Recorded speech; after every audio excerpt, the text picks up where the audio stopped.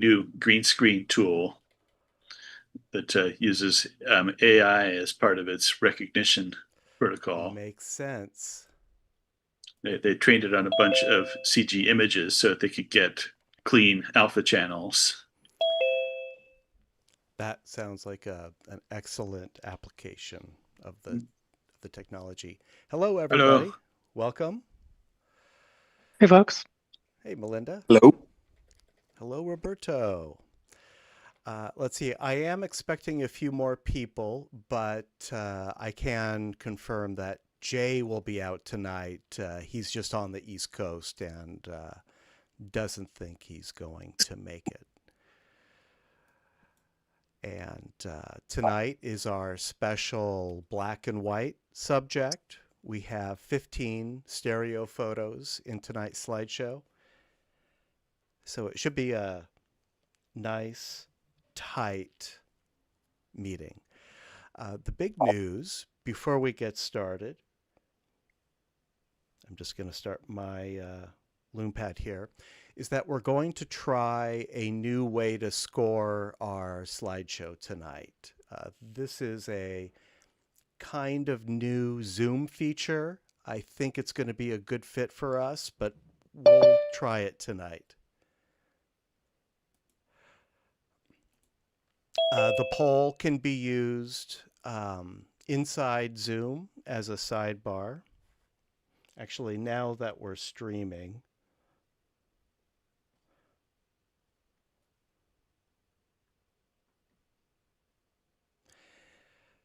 let me share my screen and I can show you what I'm talking about instead of trying to describe it.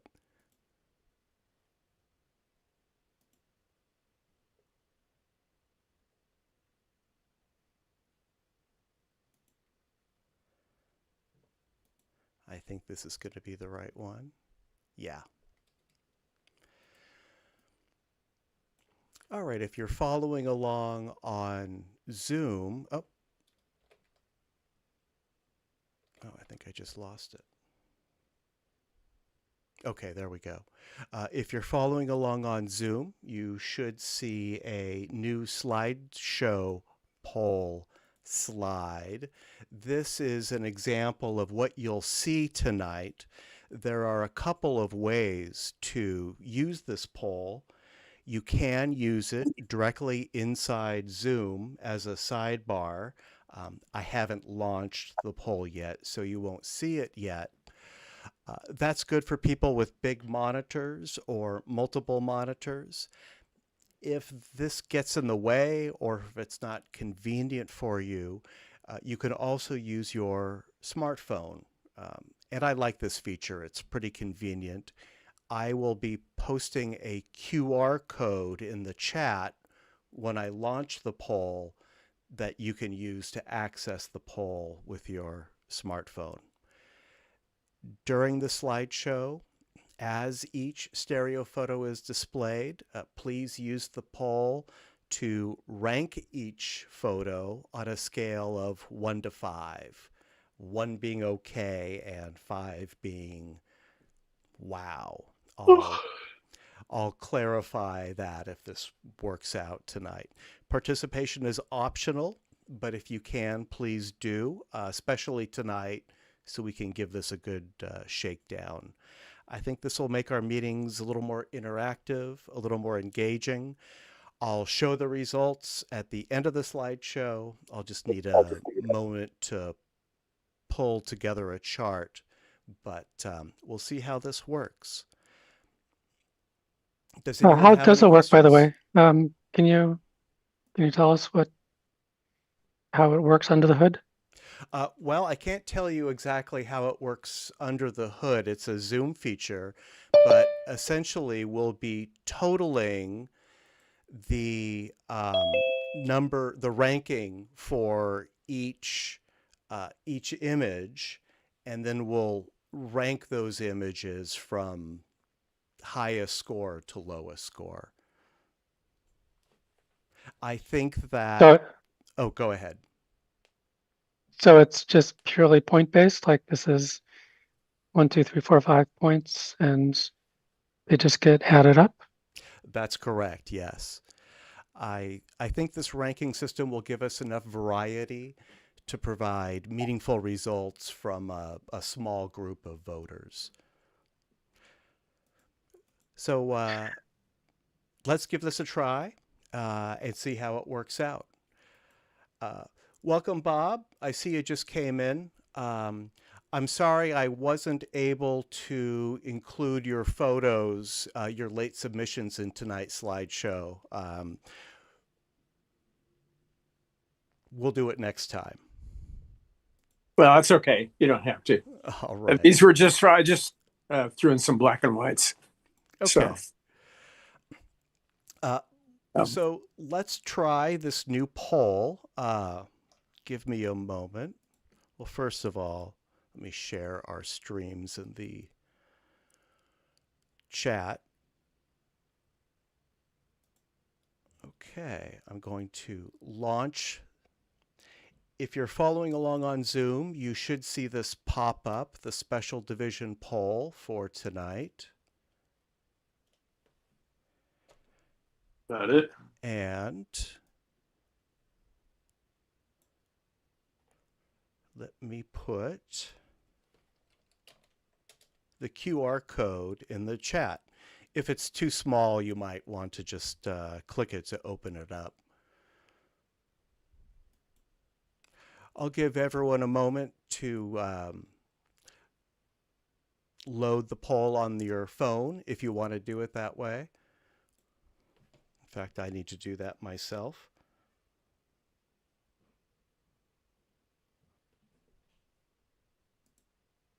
and you're recording? I'm not recording, no. Okay, because I'm not going to be able to stay for the whole meeting. So Okay, well, it'd be nice to be able to look at it later. you will be able to look at the slideshow later on one of Okay. our YouTube channels, just not the Zoom meeting. You'll hear our comments, but you'll just see the slides. Oh, that's good. Yeah. Always inspiring. It might even be better. I don't know. If you're using the poll on your smartphone, it requires your email. I wish it just asked for a name. I'm not going to email you. Your votes are confidential. Another question. Yeah. With our photos, we mark as one, yes? That's a really good point, and I hadn't thought about that. Yes, for your own photos. Well, you know, let's you leave it say for blank? your own Yeah, just- photos, just don't select them. Yeah. None of the selections are required. Okay. So, yeah, for your own image, we don't want to vote for our own images, so just leave that blank. Are there any more questions about this poll before we start the slideshow and give this thing a try? All right. Our first photo is by Roberto. Roberto, I believe this is a conversion. The title is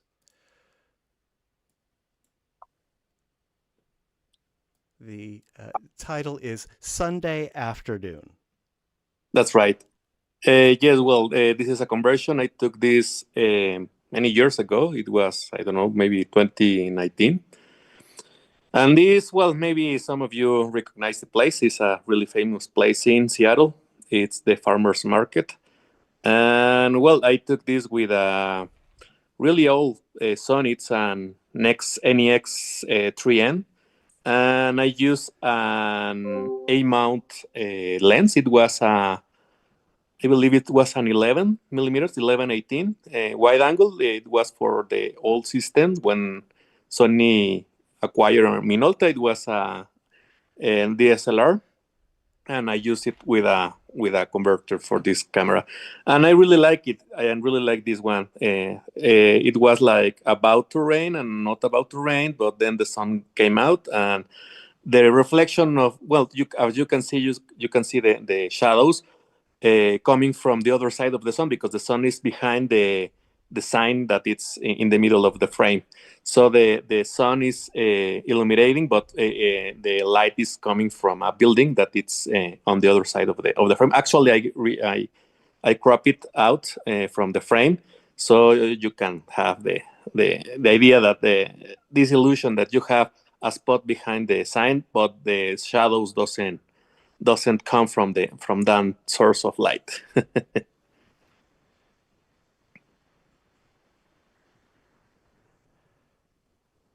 And what Yeah, did you that use to convert go this? Oh, I'm sorry, Melinda. Go ahead. Yeah, that works really well. The glow looks really nice. There's a little bit of a cloud behind the sign that got pulled forward.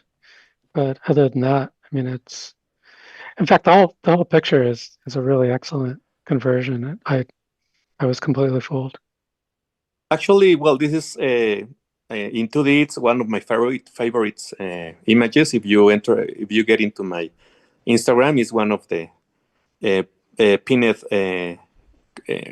images that I have. And this conversion, I made it with old 3D, and I believe it made a really good job. This is the good job, and you will see another later in the evening that you will see it's not that good. Yeah, well, this is very successful. Yeah, it really worked well with old 3D. And we'll see more from Roberto. Thank you, Roberto. Thank you. Our next photo is by Ed Austin. He's not here tonight, but he may be watching one of our streams. The title is Gerber Daisy Monochrome.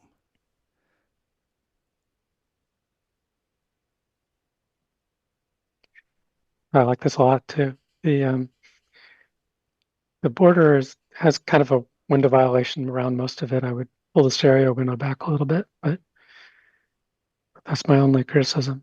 Yeah, it's a little extreme for me, based on the big screen. Huh.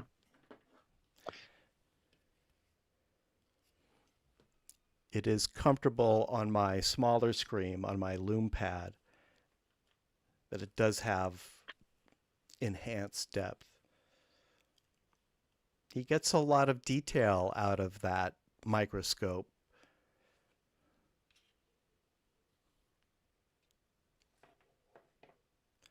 Well, thank you, Ed. We'll see you in May. Coming up next is one by Steve. The title is Narvik Electric. Okay. This is in Norway. They took us on a tour, and we were going to see a miniature city, like a city and model, and the building was locked. It was not the specified hours. We were within the hours. There was no explanation for why it was locked. And so we were just like sort of waiting. I was looking around the area, and there was this basically electric fixture. And I said, well, if I get low, I can get a interesting 3D picture. So, the sky was pretty much overcast. The original photo had just the tiniest bit of blue. I was almost going to submit it as it was because the blue was so faint, but I ended up just, turning it into monochrome. Great subject. There's just some some anomalies down the bottom there. I see what you're saying is like some retinal rivalry. Yeah, I I'm think previewing it both on the iPad, which is really jumping out, and then on the Loom pad as well. It looks like it's actually coming forward. That the grid. There's a piece in the forward on the lower right and a piece in the background on the lower left. They could both be easily taken out. Yeah. Okay. Yeah. I can easily do that. Yeah. I think Otherwise, those are natural. I think those are natural, phenomena. I think that's just, one eye is seeing a shadow, the other eye is seeing the light in Yeah, reality. But yeah, it'd be more comfortable to view it if I just darkened it and made it look the same. exactly.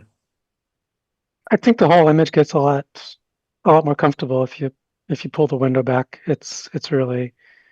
Um, it's really sticking out through the window quite a bit. Okay. I thought I So did. I thought it didn't go outside the window, and it sort of looks like it to me. No, everything's behind the window except for that one little bit in the lower right-hand corner. Yes. Okay. Yeah, that'd be a good idea to just paint that out.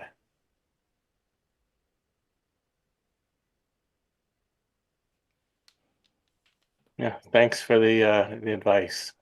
You've got some really nice detail here too, Steve. Great subject for stereo and black and white. Thank you. Thank you. Melinda, you're up next. Tell us about Night Hyper.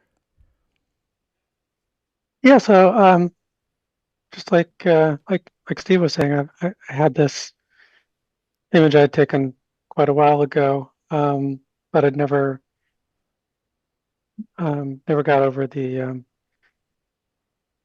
hurdle to try to finish it until this subject. So a couple of my images like this worked out more interesting in black and white. So this was one of them. And this is one evening when I had a late night medical appointment in the dog patch, and this was kind of near where I parked. And so I took a pretty wide hyper of this parking garage because it was kind of interesting to see all the structure inside of it. So that was kind of what I wanted to bring out, and I did. But I think I decided that the street lights and lights on the buildings were much more interesting. But it was challenging that the stereo base was at least 2 feet or something, and it was a bit much to tame, but I think I got it under control. And then it took a lot of work to fix up all the people that had moved and other small details that were kind of distracting. But yeah, I like the result. Very successful. Is this a Cha-Cha? Cha-cha, yes. Okay. I think the lighting on this is really cool. I am getting a little bit, probably the same thing that happened on my picture, which is inside the building, right about where that center post is. I'm getting a little bit of rivalry, just because the images are so different there. Near the people, like on the Yeah, very just to the corner. Mhm. coat. Yeah, it's And are those? yeah, those are I people. thought that might be man. Yep, there are some people crossing the street there. So and I had to clone them from one side to the other. They were also visible in the other picture, which is why I put that gray box over them. Well, Because it was, but the part you're pointing out on the like on that doorway, I guess it is, or whatever that is, that's there. It's just like pretty like highly lit in one eye and not the other. So I should do something about that. But this was one of those images where I was doing a lot of work and eventually just stopped when I got tired of it. But that I was know probably that that was one thing I probably should have continued a little. I A like little the more. reflection of the manhole cover. Yeah, me too. That was kind of a nice surprise at the at the end. So you pretty much just see the like a direct reflection from that upper left street light in the one eye, but not the other.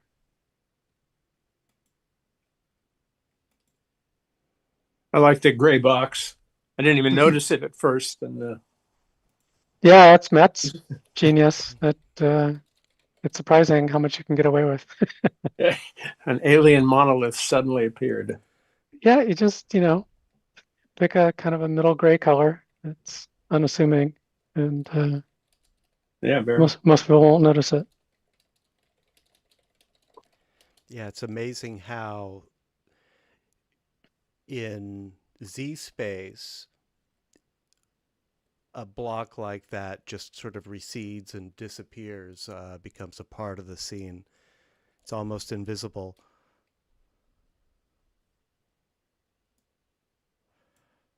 It certainly saved me an hour or two if I was going to try to like properly erase the second version of those people. Exactly. I was fighting with it and just said, okay, time for a box. Yeah. You can always go back later if you're looking for a hobby. Need to have some time to kill. Need to do. Was it? I forget who it was years and years ago. Had a photograph of a leopard where he painstakingly painted out all of the screen wire between him and the. It's just insane. Oh. But yeah, painting through that screen and the successive series of pillars in the garage. Yeah, that would be a lot. I think, didn't Oleg do that? I feel like it was either Oleg or one of the other old timers, just with a lot of time on their hands. It sounds like Oleg. I don't remember that one then. Yeah.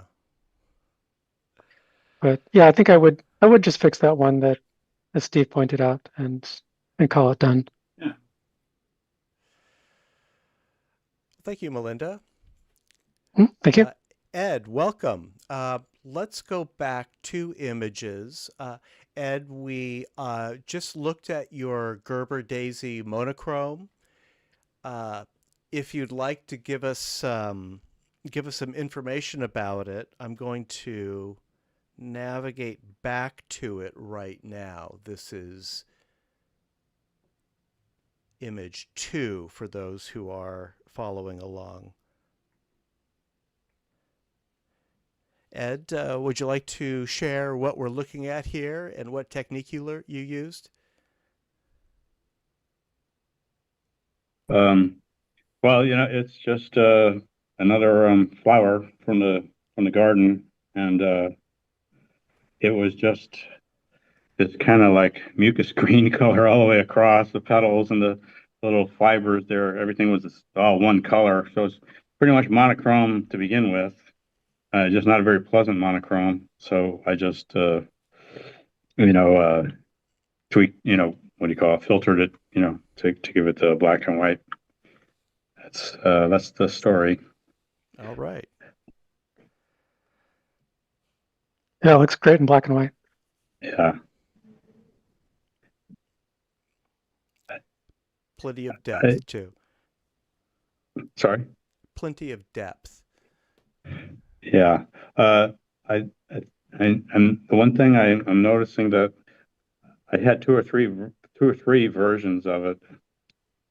On the right, you can see, I don't know, it's a little distracting to me now when I'm looking at it with these I guess they're stamens or something, little rods coming up from the right side of the frame. I had another version that they weren't so noticeable. As I was going back through the frames, I think I probably maybe should have sent the other one, but too late now. It happens. Yeah.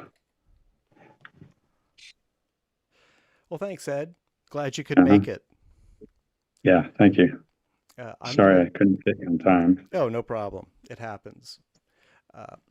And Ed, if you're interested in what you missed, you can always look at our YouTube live streams. Those are recorded, our comments and the slideshow. Okay.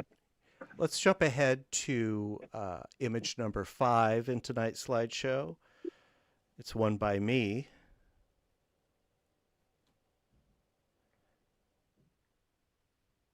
And that's coming up now. The title is Green Machine, which is written on one of these machines. I saw this line of backhoes at an event and photographed it from all angles. This is the one that I liked the best, but it was kind of dull in color. It was kind of a dull day. So I used the black and white adjustments in Photoshop's camera raw filter, and I like what I was able to do. I brought the color of the sky down, or I guess the brightness of the sky down, as well as the brightness of the ground, to really make those white arms, I don't know what they really are, stand out. So I think this one is better in black and white than in color. Well, you've got plenty of different tones. It's very rich. The sky is well defined. Yeah, the camera raw tool has sliders for each color, so you can brighten or darken it, as well as highlights, shadows, everything else. So I was happy with the detail that I was able to retain. I could have called it white machine instead of green machine. That's really what it is, yes.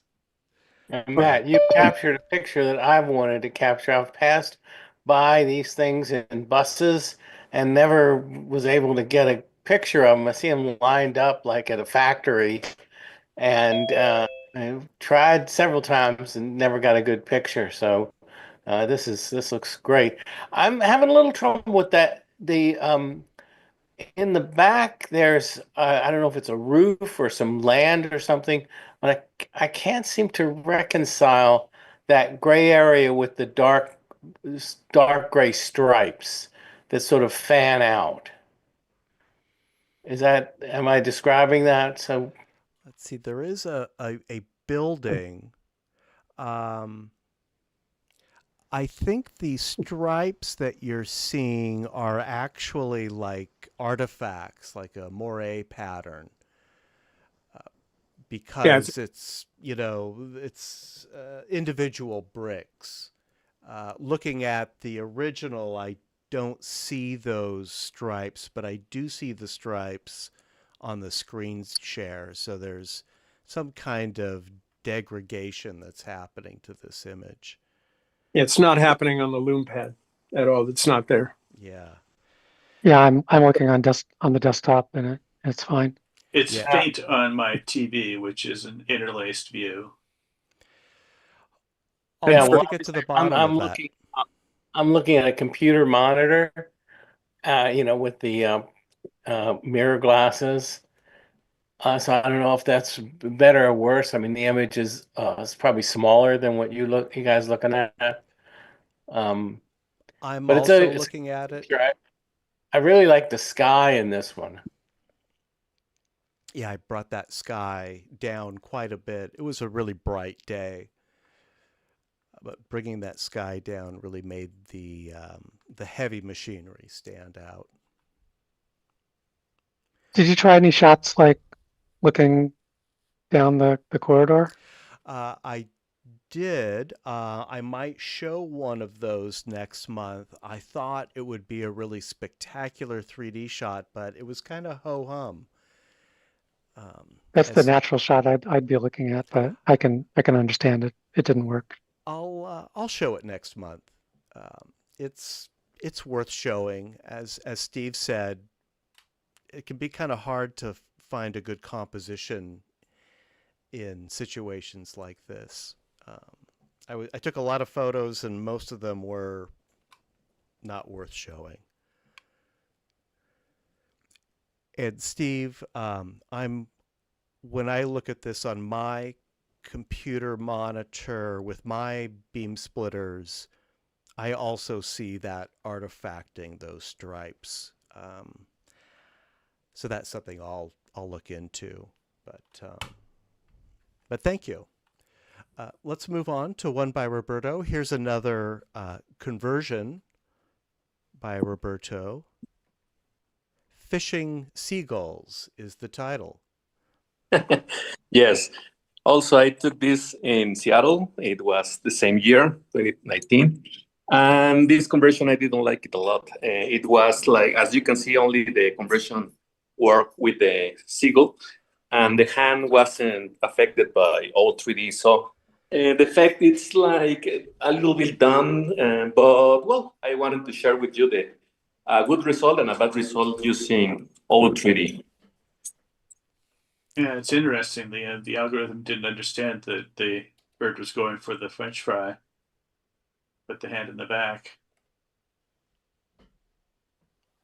Actually, I believe the problem with this picture is that I use a really luminous lens. It was a 1.1 lens manual, and maybe because it is not well defined, the hand, it suffered with the trying to define what is in the back and what is in the front. Mm.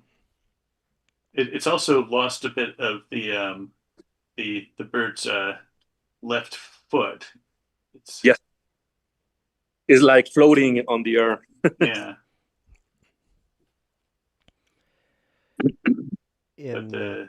Go ahead, Tor. Just the basic anatomy seems pretty good. The wings seem to be more or less in the right spot. Yes, I really like this one. It was a nice shot. We mainly with that super fast lens with 1.1 diaphragm. It was challenging to get in focus the seagull, but well, I got it. And but all 3D software with trying to define what is what in the front and the back. It might be worth trying to move the hand and French fry forward. It would certainly take a lot of work, but it's a good exposure. It's a good snap. Might be worth it. Yep, I'll give it a shot. It's it is as it is not well defined because it is wide open the lens. Maybe it's not that defined the hand of how to cut it. But well, I will give it a shot with Affinity, trying to experiment. I find. good luck. I'm sorry, Melinda. Go ahead. No, just saying good luck. Thank you. I find that OWL 3D sometimes gets confused when the scale of an object doesn't seem to make sense to it. I don't think that's exactly what's happening here, but it kind of reveals how OWL 3D goes about solving the problem of making a conversion. If you don't mind, Roberto, after the meeting, I will take one view and run it through Immersity and see if Immersity does how it differs from OWL 3D. Sure. And OWL 3D. It looks like the left chip is closer to original than the right. I'm seeing more distortions in the right. I'll use that one. Good to know. Actually, I discovered that at least OWL 3D works better with a color image, and because I tried to transform it, the last one, the farmers market picture, with the black and white version, and it didn't get it. It was like a messy conversion. And I did it with the color one, and it was well, and then I edited in black and white. Makes sense.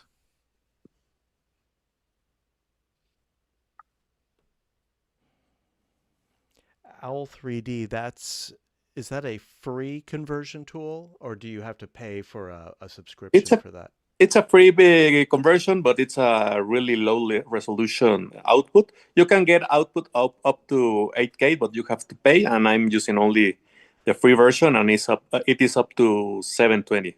Okay.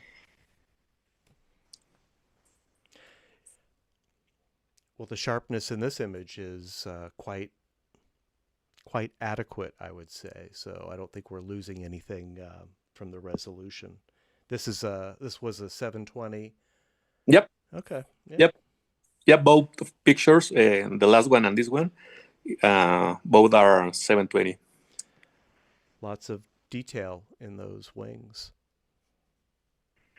Yep, I have discovered that using 3D with our pictures, we don't need a lot of definition, because you need only half of the resolution at least. So I believe that maybe using the QX1 with 21 megapixels is a lot. Mm-hmm. All right. One more thing I'd like to add. I really like the bit of wing of the missing bird on the upper right. It's very nicely placed, like right at the stereo window, and it really adds a lot more depth to the image. Really kind of leads you inside. It's almost like an indoor picture. Yep, yeah, I really like that result also. Perhaps Al was trying to create distinct foreground, middle ground, and background elements, and that's why it put the hand behind the seagull.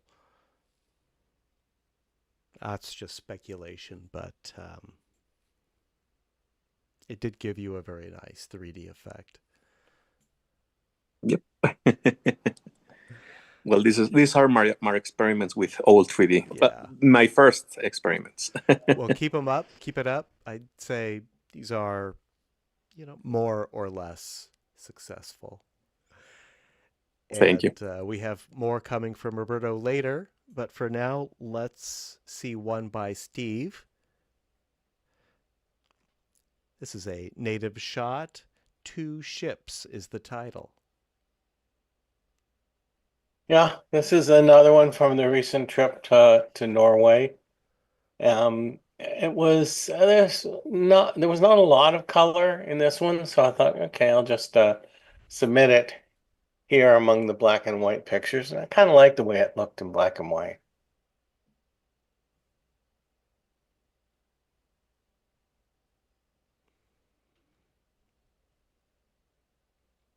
It kind of looks like that cruise ship has run aground. It's probably just docked there. Is this a cha-cha? No, this is from the W3. I see something green on the ship. I don't know if it's my screen. What is that? Let me check. I'm cleaning my. No, it was my screen. Sorry. Okay. Yes, sorry.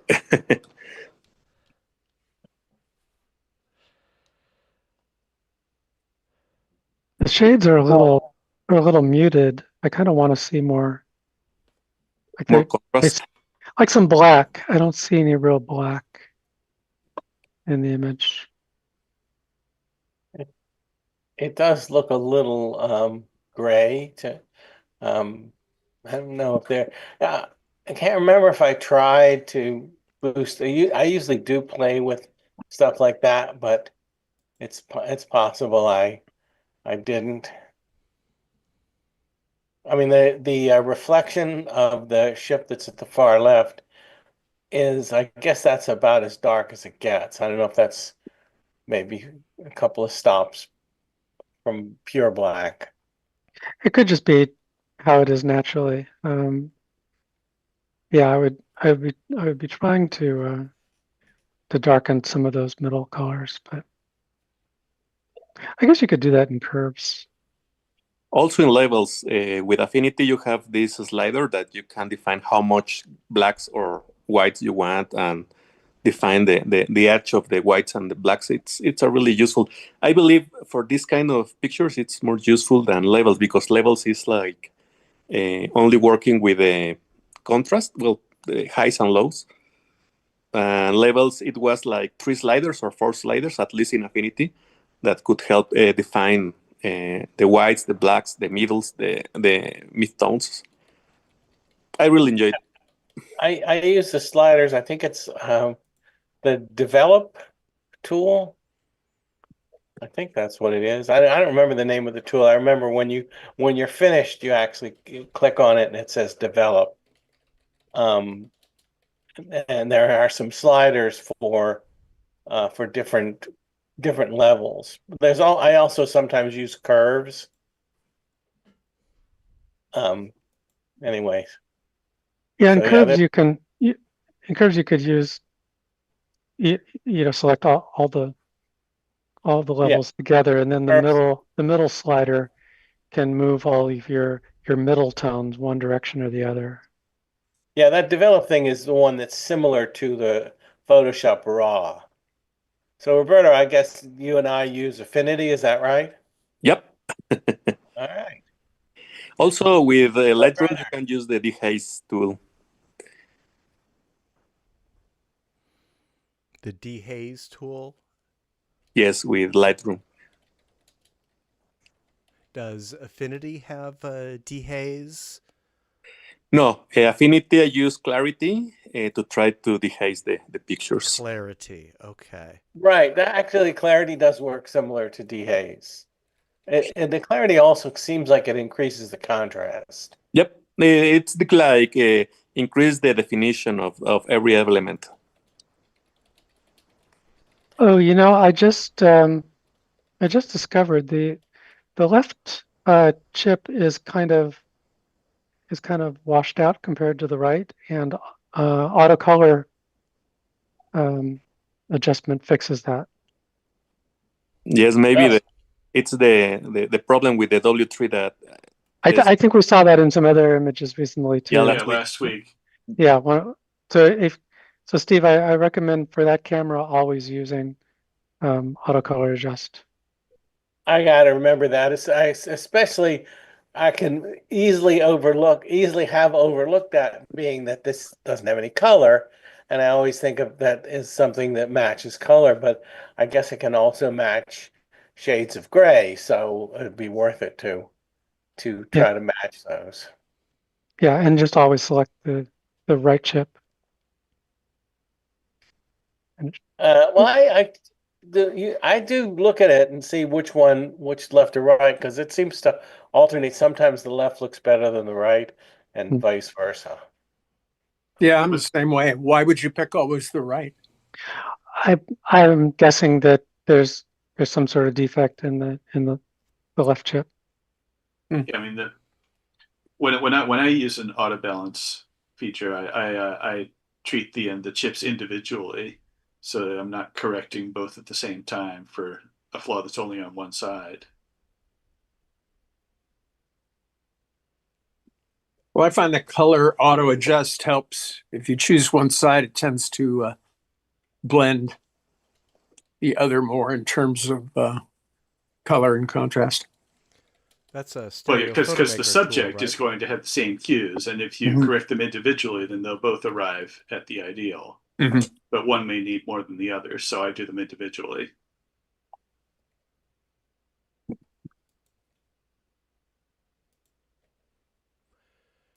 Bob, were you referring to the stereo photo maker tool to match colors? Yes. Okay. I'm sorry. Good catch. We've got a message on the slideshow. Is there supposed to be a sidebar for I can't see the whole message. If it's for the poll, yes, you can. Let's see. In Zoom, where your icons are for things like chat, share, look for the polls option. It might be under more And if you select that, the poll will be displayed. You can also use your smartphone, and I'll put the QR code in the chat. On my screen, it says polls/quizzes. So if you're looking around for a short word, you may overlook this because I think it says polls and quizzes. So Good it's to know. All right, and I will put that QR code in the chat as well. That's another way to access the poll. All right. Now, I don't know. I'm not sure who wrote that. If whoever wrote that, if they could delete it. Well, let's see if it changes with the next slide. Thank you, Steve. Let's move on to one by Melinda.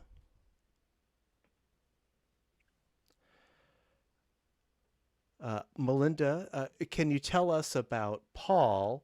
And can the writer of that message on the slideshow, I don't think I'm able to actually delete it. But while we sort that out, Melinda, please describe your image.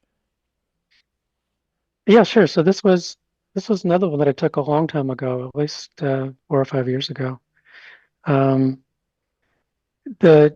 The lighting conditions were really challenging, but it was one that I took another look at for the black and white subject, and I think it works a lot better this way. Yeah, so this was just a fellow I met downtown Santa Cruz. Thought he had an amazing looking face. His This name is was the Paul. hydrogen. Yes. Terrific portrait. Oh, thank you. The only Yeah, thing, did go you ahead. have the upper right, the upper left corner of the right chip, either cropping or doing some cloning?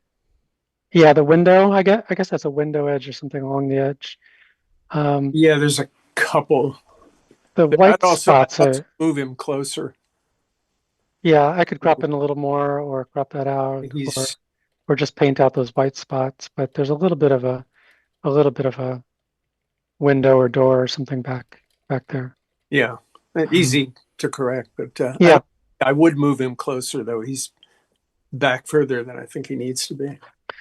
I think you're right. Also, A great portrait, nice face. oh, thanks. Yeah, usually what my method is when I upload all my images from the cameras, I generally go through them, get rid of all the ones that are out of focus and stuff, and then the ones that seem to have promise, I make a folder for subfolder of like a folder for just images to process. And so in each folder, I'll put the original image, and then I'll also do the alignment and cropping, and then just save out the this sort of half processed image and that's where I start from. So I wasn't thinking about the framing or anything, because usually I've done that before, but this time it was years ago, and I don't remember why I cropped it like that. But Yeah, I think you're right. It could be done better. but I think cloning, and rather than cropping it, because it's such a nice composition, I hate to lose any of that nice hair there. But if you can clone it and fix that anomaly in the upper left corner, that would I think really help it. Yeah, thank you. It did bug me a little bit. And looking now, those two big white dots bug me even more. Yeah. And the in terms of it used to be the same in terms of throwing away out of focus shots until Gigapix Topaz filter, especially on portraits like this. I know it's not always 100%, but I found it just does amazing work in resharpening images that are soft. I need to, yeah, I have one image I really want to try. You should definitely try it. I don't know. Do you have Topaz Gigapix? No, Oh, okay. I'm happy to convert it for you if you want to send it too. But I think it's worth getting. It's a good program. yeah, and it also will do upscaling. Is that like even the Oh, main yeah. thing that it Yeah. does? Yeah.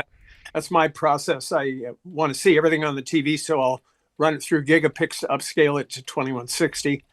And at the same time, you can enhance the faces, you can correct for soft focusing, and it's got some great features. Yeah, thanks, Robert. I'm definitely going to send you that one image. I, I've been very much meaning to do that, but never got around to trying it. Thanks. Sure, thank you. Yeah, spectacular portrait. Thank you, Melinda.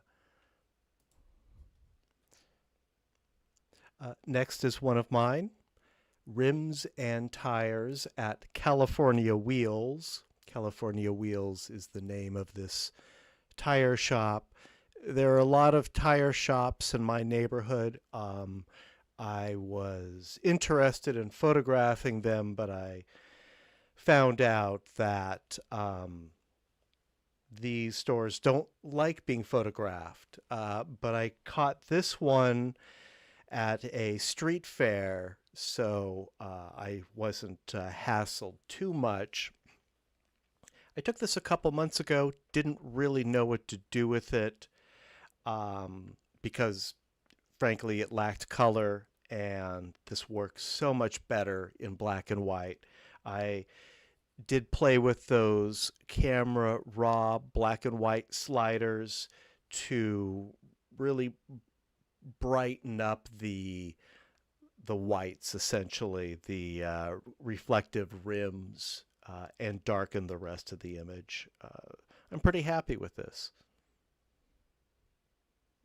Yeah, it's got a lot of color for a black and white. It's got all the different tones. It's got a lot of punch. I would probably add a white border, just because Yes. the amount of dark around the image. I think it would add nicely. Very good tip. I should have done But that. yeah, I mean it's fine. It's a very nice I graph. really like. Sorry, go ahead, finish. I just wanted to ask what camera and why were people having trouble with you taking these photos? This would have been my twin Sonys, and I don't know. The shop owners are suspicious of people walking through their shops with cameras. You That's look like someone who would steal their I hubcap guess design I for your own guess so. nefarious use. Customer service is not a high-ranking requirement for operating a rim shop. But I'm glad I got this one. Yeah, very nice. Matt, I'm just going to chime in. I think this is a great picture. I don't know that it needs a border. I'm I was Melinda, on your night picture that I liked. The only thing that bothered me about it was the border. I didn't say anything because I know you like borders, and I think probably it's working for a lot of people. I found it's my eye was drawn to that because it's this white thing and a mostly dark scene. Of course, you had all those lights, so that kind of made it draw my eye back to the picture. But yeah, I'm just overall not a fan of the borders. I should try to use them more often. I've got a picture I was just looking at today that I thought, this one needs a border. So I gotta get into the aesthetic of borders, but yeah, I really like this picture just as it is. Well, thank you, Yeah, Steve. I have nothing against that at all. I mean, it's a matter of taste for sure, and I can't even describe exactly when I think it's when it's called for or is helpful. I mean, in the case of my night shot, it's just got a big black sky on the top, so it definitely needed it.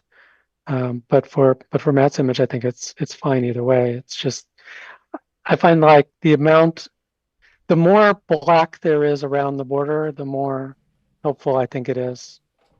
And his image is, sort of half and half, so it can take it or leave it. I think if you crop out the border on my my night parking image, I think you'll see what I mean. I will try a border on this. I think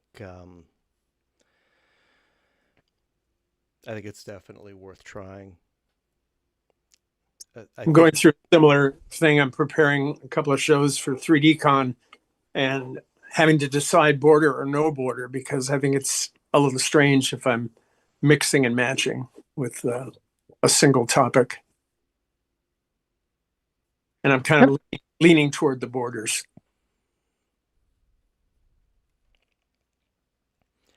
Well, thank you all. I will try that, and we'll see if I take the borders or I leave the borders. Before we move on to the next stereo photo, Roberto has a question in the chat about a camera. Roberto, I have this camera, the Sony Bloggy 3D. It's I still have it somewhere, I'm sure. It's not great. It's Okay. it's clearly I think they positioned it as sort of a small camcorder or video camera, and that's really its prime purpose is for 3D video.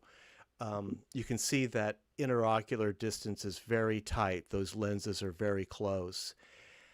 And it was pretty clear that to me that it was just a 2D product that they stuck a second lens on and called it 3D. The interface is really for 2D. The location of the ports is kind of unusual. It's definitely not worth what they're listing it for here. Okay, thank you. Yes. Yes, I was curious because it appears in my listing, and I was going to ask. If I find mine, you can have mine. I'll send it to you. Thank you. I've got it here somewhere. All right. Thanks, Roberto. Let's move on. Let's see a stereo photo by Roberto. Selfie is the title. Yes, this is a little messy. As you can see, it's a difficult subject here. I was trying to crop it like vertical, but I was limited by my hands. My W3 suffered a little bit. It wasn't it was with my DJI actions. My W3 could die under the water. It's a great concept.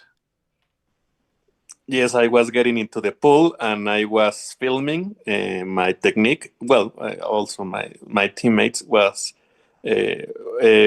helping me, and also I was recording them. So I took this frame from the border of the pool, and I really like how it outcome, but I couldn't cut out my hands. Maybe with AI I could generate the other part of the frame and cutting out my hands. I think you should submit it to Marvel, the Marvel Universe, if they're casting a new Plastic Man. Can be your submission. Yes. Now, Roberto, these are frames from a video, right?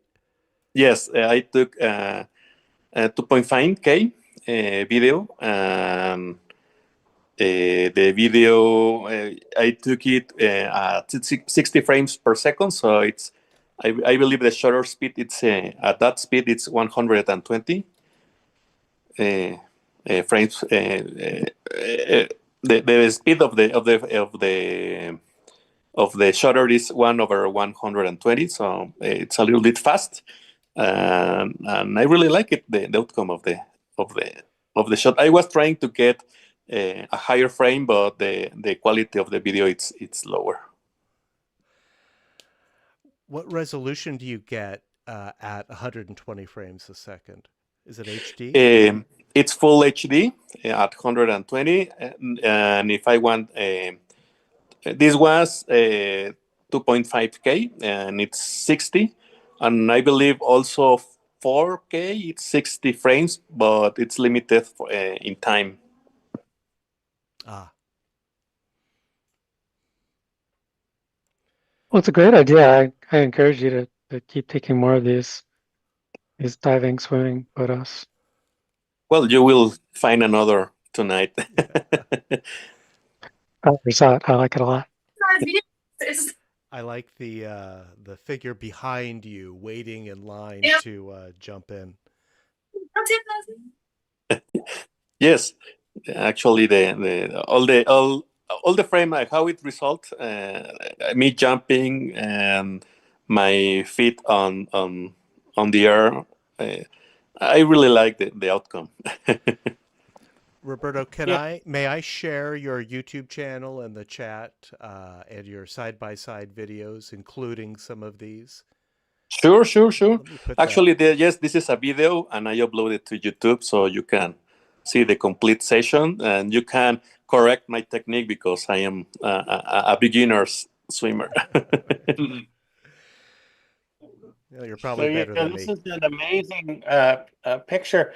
I'm not sure what you can do about, the hand, because you've got, I think it's a hand. Yeah. You're on the left-hand picture, we're seeing your right hand, and then on the other picture, we're seeing your left hand. So they're almost like mirror images of each other. Well, I think you could, with practice, you could get your hands out of the way. Yeah, I'm saying I don't know what you could do with this picture. Obviously, No, not with this one, but that's why I'm encouraging him to keep going with the technique, because I think there's good stuff here. so what are you actually holding the camera as you dive into the water? Yes, that's right. The problem with these cameras is like those are action cameras, so the lens is so wide that it's really difficult to get out of the frame my hands. And having to, I took another video today. I haven't worked with them. Maybe I got my hands out of the frame, but I haven't see the results. Which You camera? might have to put your elbows way out to the side instead of holding your arms straight. Maybe yes. What camera? What's the camera? Two DJI's action too. Those are really small. Also, another thing that works with that camera is that I could place it really close one to each other because I am here less than 2 meters away from the camera. So the distance between the cameras to be comfortable, it's has to be less than the 6.5 centimeters that it's recommended. Yes, this camera, this setup, I also 3D printed a case so I can place both cameras together. If you really want this shot, you might, I don't know, try attaching the camera to a wider frame, something that could hold the camera further out. Actually, I was, with my 3D print case, I was thinking about a handle, maybe something that extends out of the view, but I don't know if it can hold the splash, the heat on the water. It'd be risky. But I love the concept. Yes, these are my experiments. Very successful. I put a link to DJI action cameras in the chat for anyone who's interested in the cameras that Roberto's using to achieve this. Thank Very you. nice. Thank you, Roberto. Let's see. Coming up next is one from Steve. Steve, tell us about bottles. Okay, this is in the I think this was the Heineken factory in Amsterdam. We passed through just for a few hours. And this one, I really hesitated submitting it because these bottles are all green. So kind of liked it in color, but I also didn't. I wanted to show it, and figured I'll do it now, so I have 4 pictures. And I like it in black and white as well. I think, just to see it's upside down. They look like, they're on the floor, but they're actually on the ceiling. But I flipped it because I thought that looked interesting. And it's just this big ceiling full of bottles. And those cans, those would be ceiling lights. I don't remember what that was. Yeah, probably those are lights. Maybe a fire sprinkler. Yeah, they're not bottles. Yeah, there's several of these things are not like the others. I like it a lot. We're still having that hazy quality on the left eye, so it's definitely your camera. Yeah, I'm gonna have to work on that. I don't notice it, maybe because I don't put them on a big TV. I just look at them with these glasses. Something similar happened to my W3 after a few years. In mine, I have inconsistent focus. Yeah, mine too. In like one corner of one view. Yeah, I may have to consider. I don't know how to replace that, but I guess. I mean, people still sell them, I suppose, but they're mostly used, so you're buying the same problem. Well, I think the equivalent nowadays is the X-Real Beam Pro. It's not as much of a camera as the W3, but it's a nice, convenient point and shoot, very lightweight, easy to travel with. All right.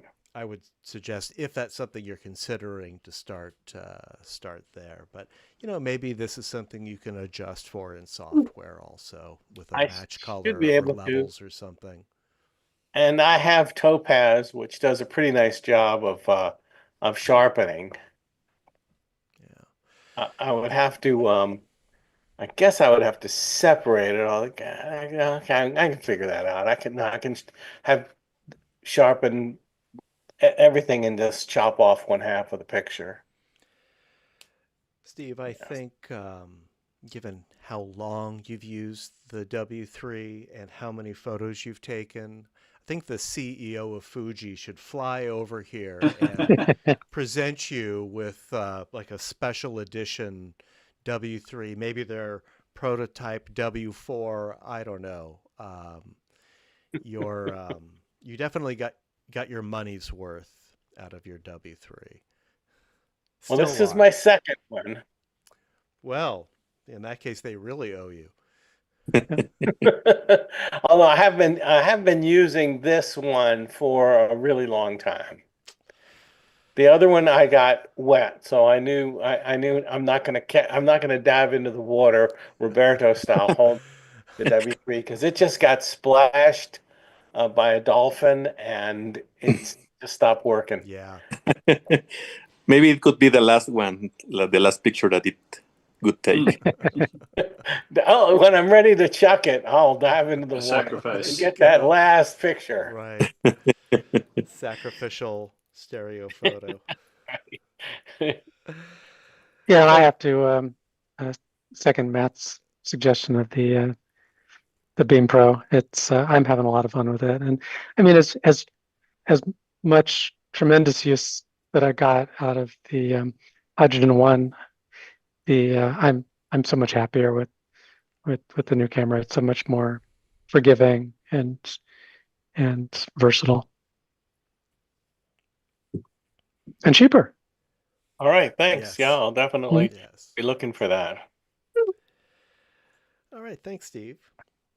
Melinda, you're up next. This is your zebra stairs, and I am showing your PNG. Yeah, thanks. So this was also kind of an experiment with the PNG format, and the reason is I wanted to how do I put it? The the topic title is black and white, and the subtitle is stereo and monochrome or something like that. And those are two different things. And so I kind of wanted to play with that idea uh, by uh, by trying something that's an extreme version of black and white, which is truly black and white rather than a No grayscale. gradation. Exactly. So monochrome in black and white would be shades of gray, and like Steve's bottles could be shades of green, and that would still be a monochrome image if you still wanted green. But I like the idea of black and white being literally black and white, and so I had this image came to mind immediately because of the black and white zebra stripes on the in the shadows, and so I did a lot of experiment to try to get this effect. It was challenging because like the middle shades, most of my tools when turning into black and white wanted to turn it into a very speckled kind of form, which of course just is very noisy in stereo. But I found a way to sort of tame that and get the whole thing into literally two tones without much in the way of distraction. Like the bushes on both sides were the trickiest parts. That's usually where filters and stereo will trip us up. But I'm very happy with the result. And then when I went to save it, I knew I didn't really want to save it in JPEG because that will sort of convert that back into a grayscale image, which at a what's the word? At a extremely low compression would do an okay job just producing a bigger image. But I realized what I really want is PNG because that's the perfect format for images that have a small number of colors, like for like graphic design or things like that, or cartoons. And this picture it's only like, I don't know, 50K or something like that altogether in PNG. In JPEG, it was quite a bit more. Still not a big image, but it was worth trying. And I also, and one other very valuable thing about PNG is that it allows you to select a transparent color. So it's sometimes useful for like creative borders. You can set the unused portion your composition to be transparent, and then it'll use whatever background color it's being that from whatever platform is it's being projected or shown against. So these are not super valuable features, but they're interesting. They're interesting and sometimes helpful in certain situations. And so Matt was kind enough to help experiment to see whether PNG would survive his workflow, and it looks like it does. So so that might be useful in the future. Anyway, this was my long-winded way of saying I wanted to try a true black and white and see what I could do. Yeah, I think it's really successful. It's kind of an amazing picture.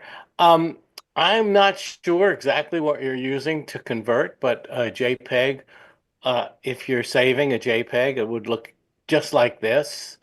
Would not convert it back to grayscale unless there's something wrong with the program you're using. I mean, PNG is lossless, so it'll be, more pure. But the JPEG, especially one with a fairly high number, quality number, that is a low amount of compression, it will look perfectly fine. The JPEG figures out what the human eye can detect.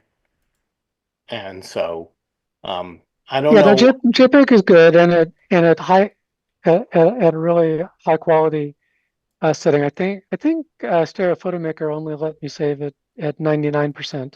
It's the highest. I know JPEG does go to 100, which should have been an exact match. 99, it still looks to me identical. Yeah, I usually save it. To the original. I usually save at 85, which seems to be kind of an accepted number for keeping the quality high. I use 90, which is go ahead. No matter what, if this is the picture you have, like in your paint program, and you save it as JPEG, that's what it's going to look like. Something would have to go wrong for it to bring the gray tones back. It'd be noticeable, yes. No, it would have to be. Like this. It would save it exactly the same. It would just have a little bit more compression. PNG is cool because it actually does have compression.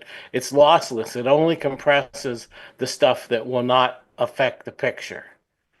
JPEG at 100% is lossless also, but I wasn't able to use that here.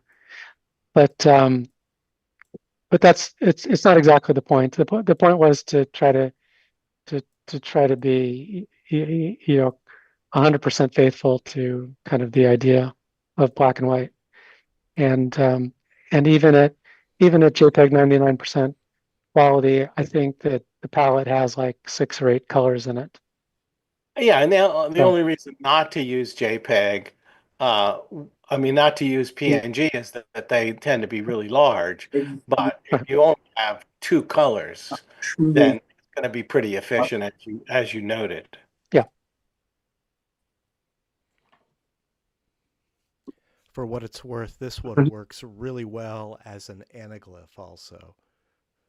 Oh, that would be interesting to see. I think the high contrast doesn't, because you don't have any grayscale, so yep. Yeah, no ghosting. I would imagine most of the pictures we're seeing today would work in anaglyph. They all work, but they generally have the kind of the artifacts that anaglyphs suffer from, because the colors are never a perfect match to your viewers. You could do that if you can fine tune your screen, but this one, there's just nowhere for those artifacts to hide. Getting back to what Linda was saying about JPEG, at the highest setting, it's not really true lossless. it's still discarding information. Hmm. So, I mean, I can't tell, looking at it, but from what I understand, every time you do a JPEG, it's throwing away some information. I did not know that. Thank you.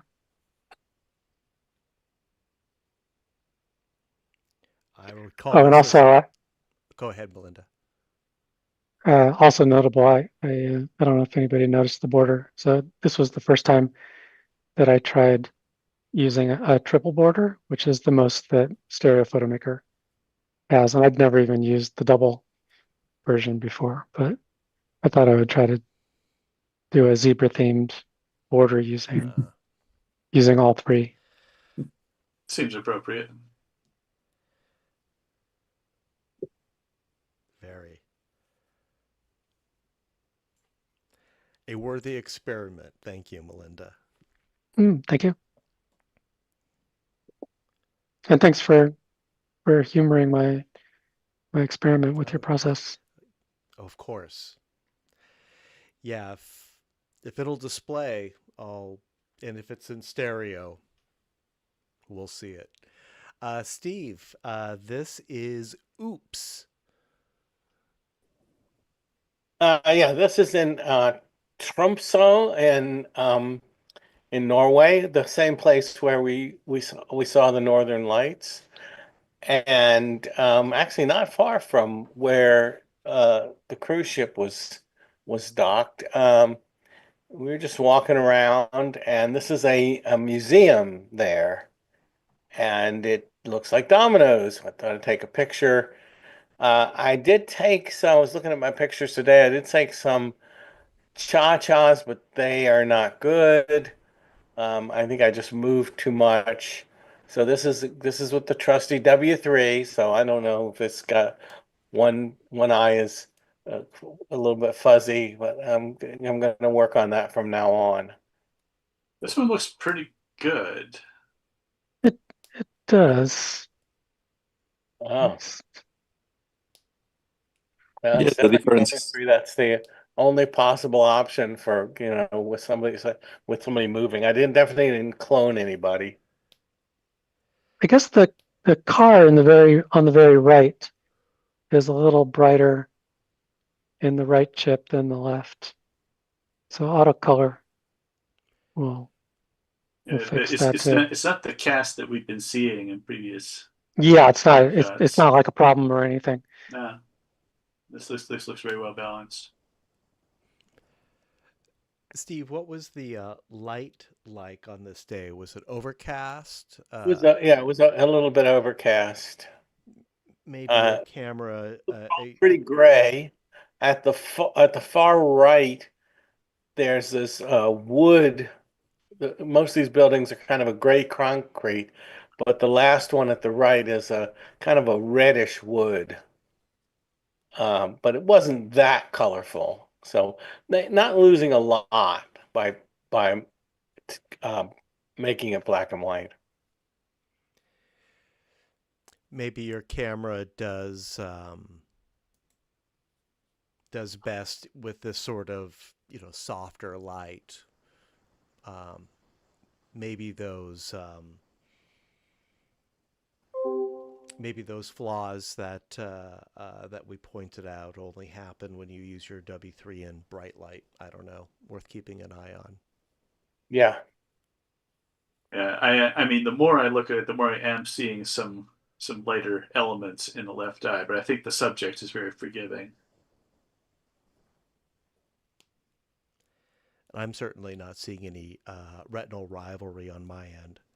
The sidewalk in front of the dark car on the far right, just below the bumper of the dark car on the far right, between this pedestrian and the car, that part is lighter in the left eye. I see that.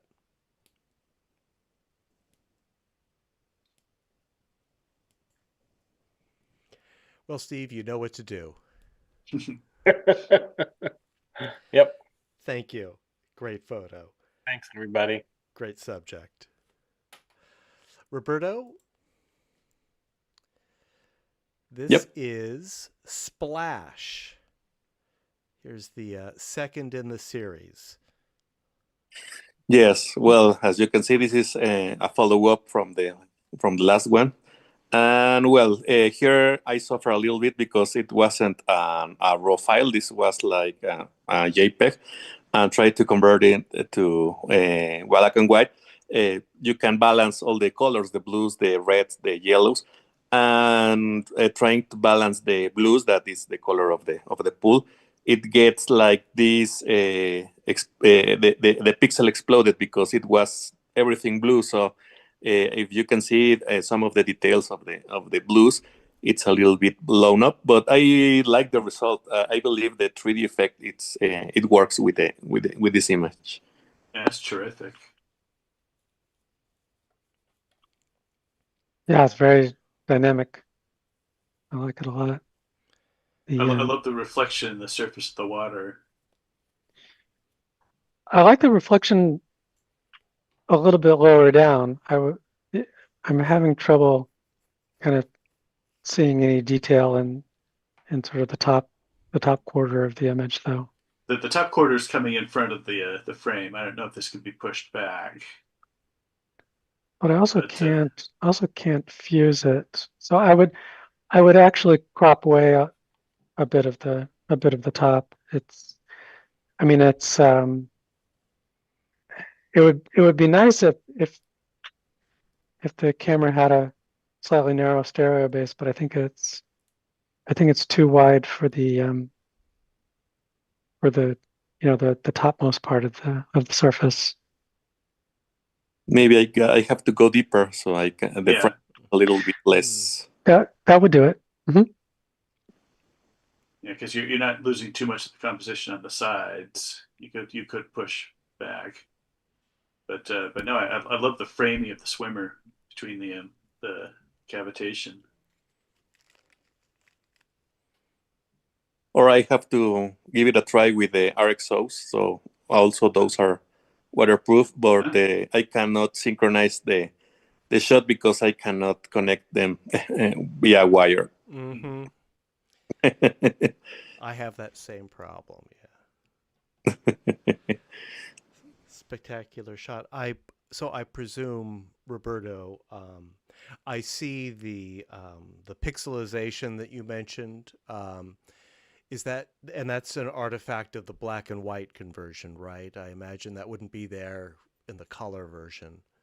Well, if you see the color one, it's a plain blue because everything is blue under the water. Right. So when I try to convert it and give a little bit of detail, the pixel blow up. So it's because the treatment that I made, and also trying to bring a little bit darker the as you can remember, you balance the brightness of each color. So I try to put it a little bit darker, the blue. So when I did that, and this pixelated stuff, because it's a solid color, the blue in the.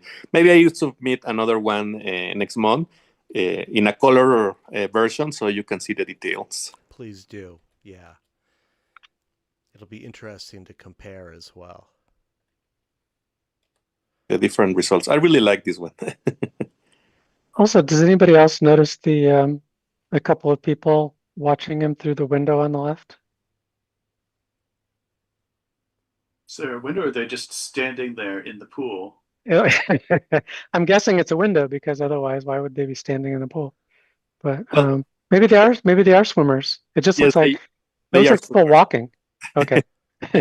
Yes, I actually when I film these parts of the tree of the exercise that we make is at the beginning. So here we are heating up. So many people are like stretching and doing their stuff. So they are like walking through the pool, trying to warm up the exercise. Because after that, it's impossible during the exercise film everything.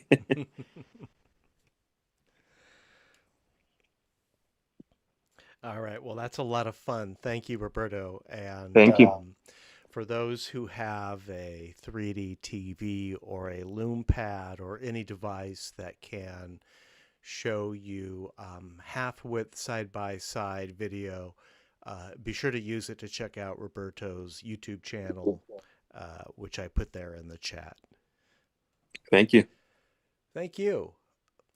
And Melinda, this is thick paint.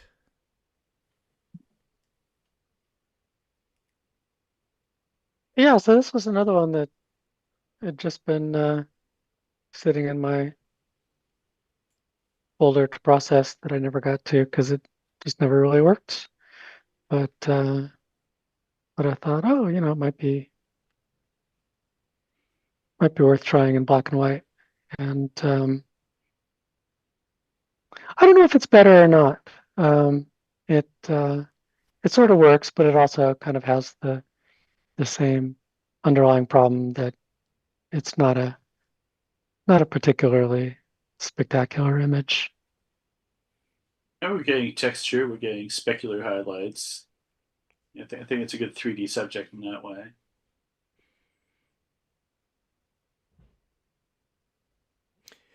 Yeah, there is depth to show here, and you're definitely using the right camera.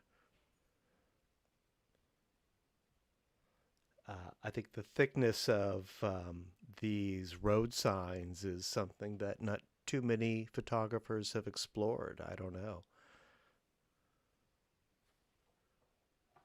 Well, I've certainly never seen it before, but you know, it's not an exciting subject.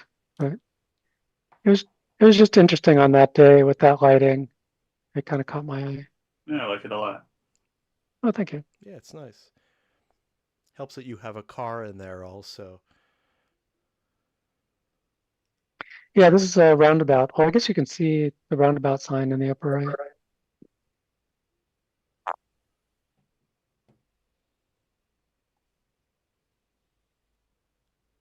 It's nice to see more roundabouts in the US. Yeah, we're getting them in our neighborhood too. And I think the border works.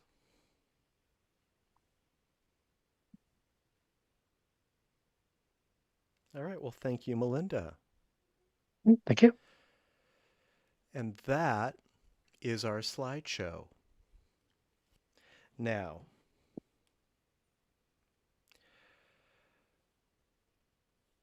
does anyone need to see the slides again to make their selections in the poll? Of course, the idea is that we do this during the meeting, but since this is our first time doing it, if anyone needs to review the images, we can do that right now.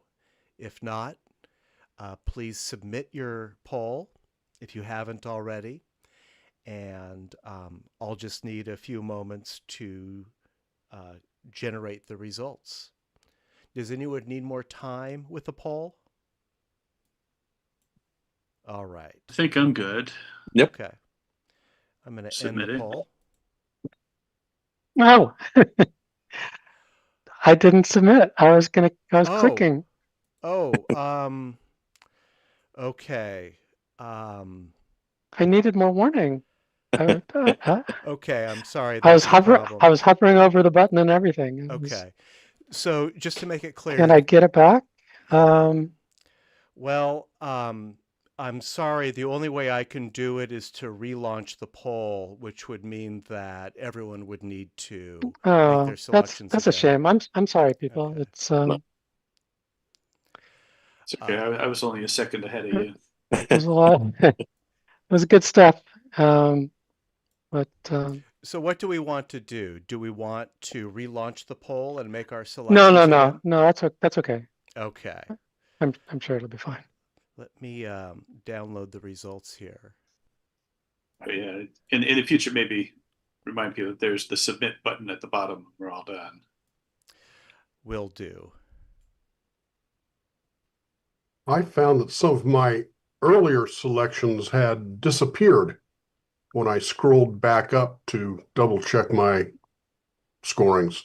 That's odd. I saw mine. I'll have to look into that.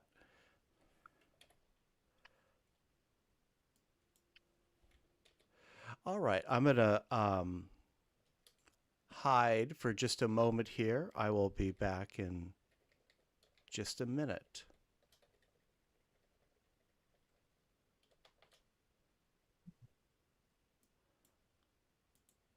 Okay, be right back.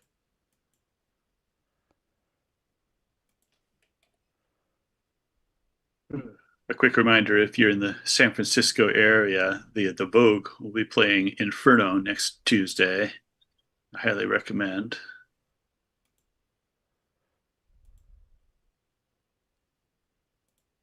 Yeah, that's one I've actually seen in theaters more than once. Personal favorite. I also have the Blu-ray. Yeah, I think the first time I saw it was on film at 3D Expo, probably, God, going on 20 years ago now. And then the story of the digital preservation, the guy who did, I'm blanking on his name. It was just a side project, and when he passed away, they found a test Blu-ray in his effects, and they exported that to a DCP, which then ran unauthorized at the Castro. And Paramount came calling and said, "Hey, you have a 3D preservation of that? Can we please?"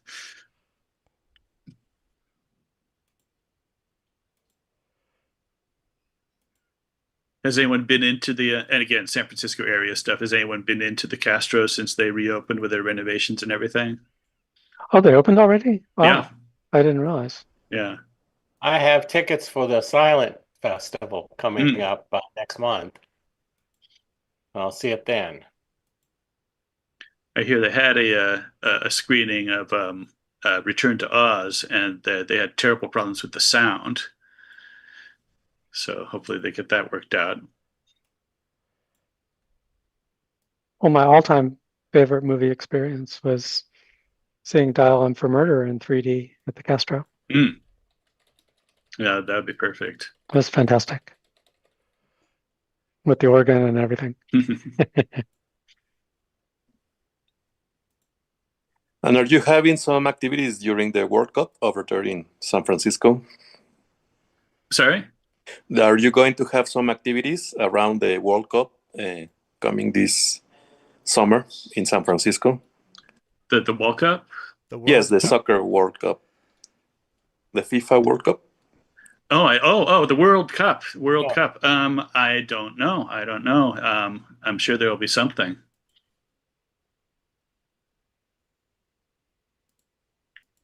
The game's happening in San Francisco? Yes, I believe a couple of matches in San Francisco, New York, Chicago. Oh, okay. I believe also Miami. I think the World Cup, it's the San Francisco Bay Area is hosting the World Cup. I don't think San Francisco actually has an adequate stadium, so they will be playing in Santa Clara, which is a bit south of San Francisco. It's where the San Francisco 49ers play. They're the San Francisco team, and their stadium is in Santa Clara. So that's the difference. Okay. Thank you for your patience. Let me share my screen.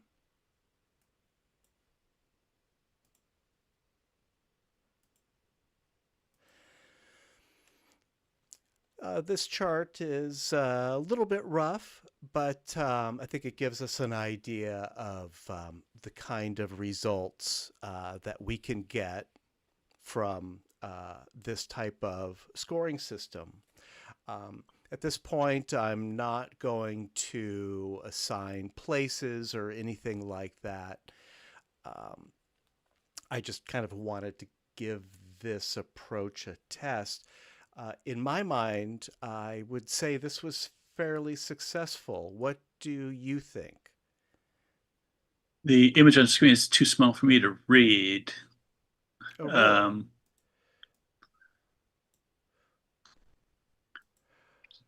barely. I think the voting part is great, much easier than any of the previous methods. But yeah, I'll second what Tor said. I cannot read the text. I Okay. mean, I can if I really work at it. Well, I can probably fix that real quick. I still need to design a template for this. Can you see the chart? Is the chart itself taking up most of the screen? I'm seeing the bars and I'm seeing some sort of a breakdown on the left, but we're talking 2 pixels resolution. Okay. None of the text is legible. Well, I'll increase the size of the text. I'm not sure why you're seeing it so small.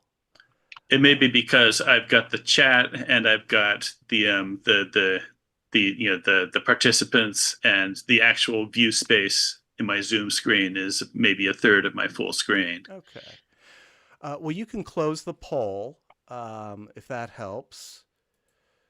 See, if it's just the Zoom screen with the participants on the side, it's still very small, but I can just make out text. All right. And it looks like Paul was the winner, which Yeah. I feel is ideal. So if the Okay, issue is that's just better. the text, yeah, we can fix that.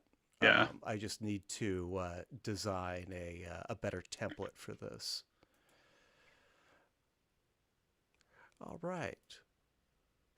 So yeah, I will, for our next meeting, I would like to continue using this system. I will design a template for the chart that is more visible on our screen share, more legible, and a little bit prettier also.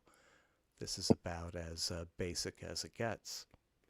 So the chart on the left, that's noting individual votes for people's images, or I'm not Yeah. It looks like votes they cast. it looks like it looks like the values that have been cast by each person. So each column is a different person. We just don't have the names. Yeah, well, I actually didn't really mean to display this. I wanted to keep it anonymous. Let me hide that. No, it's fine. It's helpful. In fact, you might even want to normalize each person's votes before you sum them up, because some people will naturally give bigger numbers than other people, and that's fine. I think usually what's done in that case is you just, for each person, you find out their average score, and then you um, you nudge all the numbers either up or down so that everybody's average scores are the same. So that's a lot of math for me at 9 Yeah, o'clock at night. I know that's necessary. I mean, it's not hard, but that means my 5 is worth less than your 5 if I give out a lot of 5s. Right. Yeah, And I don't know. That might be too much. Yeah. Too much I want to keep this quantification. informal as well. I think this will just give us a general idea of the images that were better received.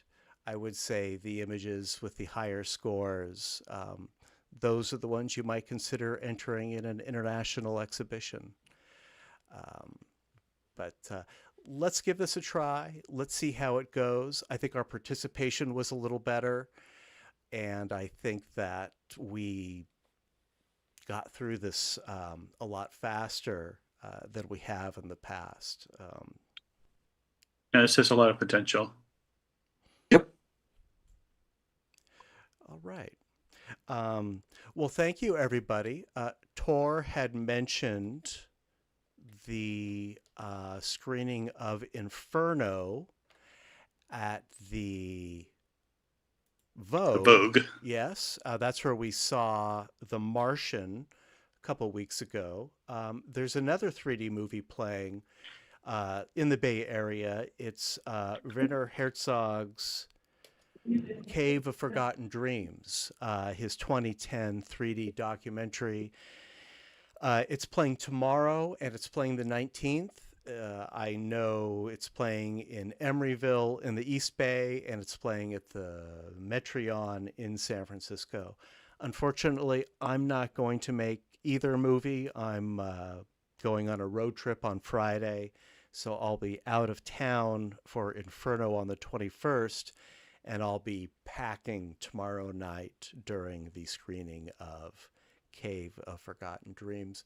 But for those who are in town, I encourage you to check out these great 3D movies. Does anyone have anything to announce or share before we call the meeting? The special for next month is going to be... The special is Found Stereo.